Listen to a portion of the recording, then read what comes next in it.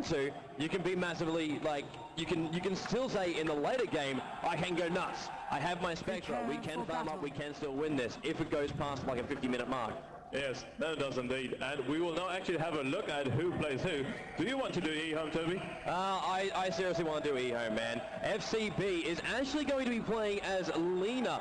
So Lena and Spectra 820, the hero we did actually play up yesterday, so not surprising for that. And 357 will be playing as a Sand King. That'll be your tri-lane. And X looks like he's actually going to go solo mid as the Puck.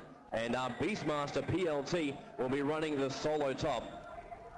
Yes, actually, Lamb decides that he does not need to use his flame right here. He's just using another one. And as we see, both sides actually running towards the respective lanes. Weaver should be a little bit careful. He can obviously Shikuchi out of it. But still, maybe they've bought us. I have not checked their inventory yet. Yeah, no. Actually, yeah, there's two options for Weaver, so he's going to put it on the side, just around this little area around here. Allows him to actually see that bottom rune to see when it spawns and when someone's going to come and gank him from the sides. You do still have that Shuki, but if you get stunned, you've got SK stun. You're going to have a lot of damage, which is going to come out when Lena actually chains off the stun as well. And then 820 with the dagger. And Love Silver is going to have a hard time on that. So we do have Weaver on the bottom lane as Love Silver. Face as well. I don't need to explain. This is actually how. And the carry play on them, and Weaver won on the straight. He was TyLoo, just DD. Obviously the solo mid going up against Doombringer, as Toby correctly predicted. Kavu playing Venomancer on top lane, and a work on Earthshaker. We've seen it quite a few times already. Yeah, there we have. We just changed around a couple of settings. Obviously there was no game sounds. What's a game without sounds, man? Has been done. So yeah, Lich and Weaver. We actually saw this combination coming out. I think it was from TyLoo actually. I think it was from IG. Using this combination before, and Silver's got to be careful right now. 357's going to look for the burrow. Is he going to get close enough? He is there, but the Shuki, you just can't get that stun, man. Yeah. It's always a hard thing too, because when you think you're going to go for the burrow strike, then the Shuki actually pops off and you stun basically nothing. And you still have faith as our Lich in the vicinity actually helping out. I believe he actually skilled back Ritual in the first place, so he still currently does not have to disable. PLT going up against Doombringer and being fairly aggressive there. Doombringer obviously has very low armor. I mean, his model looks pretty boss, but a few physical hits actually hurt him quite a lot early game. Yeah, and when Beastmaster also gets his Call of the Wild out, which he does actually have now too, it's going to be a little bit harder for Doombringer to actually move around, a little bit of slow, and vision on the high ground too. It's really, really hard to actually stick back from that. 357, he's Fade just walking around. Fade has not even really stayed in the lane at all. He's just been rotating between near where the bottom rune is and down towards the, well, around the sides of the trees next to 820. It's hard for him to actually do so with 357 as well as Lena hanging around. But obviously they want 820 to farm up fairly fast. He bought the Equanimity instead of the Stout Shield as his starting items. So because of the support of Sand King and Lena currently putting the creep wave, so the creep man actually goes back to the tower. It makes it easier for 820 to farm. So they really will want Spectre to farm up while denying Weaver his farm he actually desperately needs. Yeah, Spectre needs it, and Weaver, well, he can still get it over time, man. That's one big thing we always see early on the piece. While you want farm early on, you can always just hang around. You just wait until you get a moment when there's a free lane or the opposition. They basically get distracted, and then you basically just free farm up a little bit, and that's when you really catch up on a lot of your farm that you miss out in this early period of the game.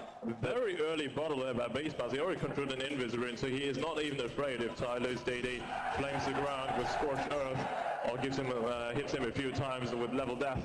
And PLT really being very aggressive there. I mean, he can't do that. And Sand King actually comes in. This should be first blood. Doombringer got first blood. Beastmaster takes the kill and should definitely help his case and laning up against him. He's still got an Invis rune there to bottle up, so he can still regen back up with no problem at all. Yeah, so Beastmaster, fantastic start. Of course, you want a fantastic start on Beastmaster as well. Beastmaster, you can see him being aggressive, you can just see him being tanky, and now Kavu wants to go on X on the top, and he can do this as well. Venomancer is very great for harassing and pushing back as far as he wants to actually go, and X does get pushed back, and that gives even more space. And once again, we see a Venomancer actually going solo or carry Veno from another Chinese team. Yeah, that is actually true. And we have one thing actually to check out. This currently does not quite work. Yeah, so we'll just check it out, because there are a couple. Yeah, so trying to get all the systems up and running. We've worked out the streets. Everyone out there who's actually going, oh, we're running multiple streams now. Everything should actually be going pretty damn smoothly for people on the live stream, which is actually a insane amount of people watching. But people want to hear in the other languages too. It will be actually published about an hour after every single match. They will be uploaded to the Dota 2 YouTube channel. If you missed any of the videos, they are all being uploaded to there. Yeah, looks like Kaba actually maxing Plague Wards there, so Puck with his low attack damage has a very, very hard time farming up, even surviving in the lane. It's about gaining XP mainly. He's only level 2. Like, if you compare to Carbo, who's already hit level 5 with a Rogue's constant pulling of the creep wave. We're going to have some fun. We have one person with an invis route coming in. The wall goes out. Lich is getting done. Burrow Strike goes through. Weaver just thinks I'm just going to shooky through. Has a little bit of harassment back, but with a TD rune popping, Beastmaster basically just nailed Lich down. So 2-0 in favor of EHome and TyLoo. Their stride has been broken, man. Yeah, a little bit. I mean, PLT is always known for a very, very aggressive player, and he does it really well. He knows when to gank, and obviously with 357 and FCB in the vicinity, it's easy to do it. Weaver is a little bit more difficult to kill, so they just use it on Lich. Yeah. But gaining 2 very quick kills, this is definitely going to help them. Because currently they're winning mid lane, they're winning bottom lane. It's just top lane that's been pressured, but Puck can farm up later on, I believe. Burrow again, Silver, they got Shane the stuns. Weaver's in trouble, Weaver is dead. Spectra gets the last hit as well, so even though both the stuns were chained out by FCB in 357, the big money went on to 8-2-0 with Spectra. Which is very important because you always want your hard carry to have it. He's already got Ring of Health, so he should not be far